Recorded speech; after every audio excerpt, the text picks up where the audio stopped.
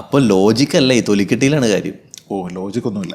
അങ്ങനെ ഒരു ലോജിക്ക് ഉണ്ടെന്ന് എനിക്ക് തോന്നുന്നില്ല. ഞാൻ നേരത്തെ സൂചിപ്പിച്ചതുപോലെ നമ്മളൊരു പൊസിഷൻ എടുക്കുക, നമ്മുടെ പാർട്ടി ചിലപ്പോൾ പറയുന്ന നിലപാട് അതായിരിക്കും. അപ്പോൾ നമ്മൾ ആ നിലപാടിനെ ഫർദർ ചെയ്യാനായിട്ട് ശ്രമിക്കും. എന്നിട്ട് എന്താ ചെയ്യുക, അതിന് ഒരു ലോജിക്കും ഇല്ല എങ്കിലും ഞാൻ അതിനെ ന്യായീകരിക്കാനായിട്ട് ശ്രമിക്കും. അപ്പം ഞാനതിൽ മുടന്ത ന്യായങ്ങൾ കൊണ്ടുവരും.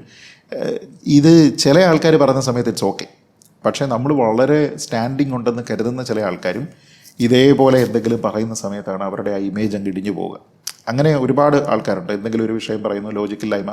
എനിക്കിപ്പോഴും ഓർമ്മയുണ്ട്, ഞാൻ ആളിൻ്റെ പേര് പറയുന്നില്ല, പക്ഷേ ഒരു ദിവസം ഒരു ചർച്ചയാണ്. അപ്പോൾ സ്റ്റുഡിയോ ചർച്ചയാണ്. സ്റ്റുഡിയോയിലാണ് എല്ലാ സ്റ്റുഡിയോകളും, ന്യൂസ് സ്റ്റുഡിയോ. അപ്പോൾ സ്റ്റുഡിയോ റൂമിലിരിക്കുന്ന ചർച്ചയാണ്.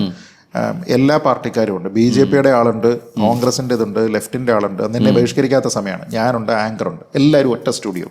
ചർച്ചയുടെ സമയം 8 മണിയോ 9 മണിയോ അങ്ങനെ വരെ എന്തോ ആണ്. അത് സമയം ആവാറായി. നേരെ ഫ്രണ്ടിലൊരു ക്ലോക്കുണ്ട്. അപ്പോൾ ഒരു കോൺഗ്രസിൻ്റെ പ്രതിനിധിയോട് ഞാനൊരു സാധനം കൗണ്ടർ ചെയ്തിട്ട് ഒരു സംഭവം ചോദിക്കുന്നു. അപ്പം അതിൽ സത്യസന്ധമായ മറുപടി പറയാൻ അദ്ദേഹത്തിന് കഴിഞ്ഞാൽ ഞാൻ പറയുന്ന പോയിന്റ് ജയിച്ചു. ശരി. അല്ലെങ്കിൽ അദ്ദേഹം ഉരുളണം.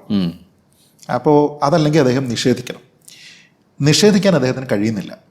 അപ്പോൾ അദ്ദേഹം എന്താ ചെയ്യുന്നതെന്ന് വെച്ചാൽ അദ്ദേഹം ഇതിലേക്ക് വരാതെ ഇങ്ങനെ ഉരുളയാണ്. നമ്മൾ ഈ എഞ്ചിൻ ഇങ്ങനെ ചൂടായി വരുന്ന പരിപാടി ഉണ്ടല്ലോ. അപ്പം മറ്റ് പല സാധനങ്ങളെ പറ്റി പറഞ്ഞു. അപ്പം ഞാൻ ഇടയ്ക്കിടയ്ക്ക് പറയുന്നുണ്ട് നമ്മുടെ സമയം തീരാറായി, അപ്പം ഞാൻ ചോദിക്കുന്നത് ഇന്നതാണ് എന്ന് പറഞ്ഞ് 2-3 തവണ ഞാൻ ഇടപെടുന്നു. ആങ്കർ ഒരു 2 തവണ ഇടപെടുന്നു. പക്ഷെ എന്നിട്ടും ഇദ്ദേഹം ആ മറുപടിയിലേക്ക് എത്താതെ ചർച്ചയുടെ സമയം തീർത്തു. അപ്പോൾ ഈ ആങ്കർ പറഞ്ഞ് വൈൻഡപ്പ് ചെയ്യുന്നുണ്ട്, അതിന് മറുപടി കിട്ടിയില്ല, പക്ഷേ സമയം കഴിഞ്ഞതുകൊണ്ട് തീർന്നു എന്ന് പറഞ്ഞ് സംഭവം നിർത്തി. ഇത് നിർത്തിയ ഉടനെ ഇദ്ദേഹം എൻ്റെ അടുത്ത് ഇങ്ങനെ തിരിഞ്ഞ് കയ്യിലിങ്ങനെ എന്നെ പിടിച്ചിട്ട് എന്നോട് പറഞ്ഞു, മിസ്റ്റർ പണിക്കർ, നിങ്ങൾ പറഞ്ഞതിനോടാണ് എനിക്ക് മാനസികമായി യോജിപ്പ്. പക്ഷെ അത് ഞാൻ പറഞ്ഞാൽ എൻ്റെ പാർട്ടി കെട്ടിലാവും. ഇനി അതല്ല എന്ന് പറഞ്ഞ് നിങ്ങളെ എതിർക്കാനായിട്ട് എനിക്ക് കഴിയുന്നുമില്ല. പോയിന്റില്ല. അത് നിങ്ങൾ പറയുന്നതിനോടൊപ്പമായതുകൊണ്ട് എനിക്ക് മാനസിക സംഘർഷം. നിങ്ങളെ എതിർക്കാനും ബുദ്ധിമുട്ട്, നിങ്ങളോട് ചേരാനും.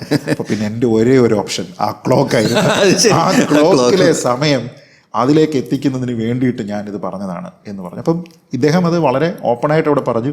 സ്റ്റുഡിയോയിലുള്ള ഈ മറ്റ് പാർട്ടിക്കാർ ഉൾപ്പെടെയുള്ള എല്ലാ ആൾക്കാരും ചിരിക്കുകയും ചെയ്തു. വളരെ റെസ്പെക്ട് ചെയ്യപ്പെടുന്ന ഒരു പൊളിറ്റീഷ്യനാണ്. അപ്പം ഞാൻ പറഞ്ഞത് അങ്ങനെ ഒരു സംഘർഷമുണ്ട് ആൾക്കാർക്ക്.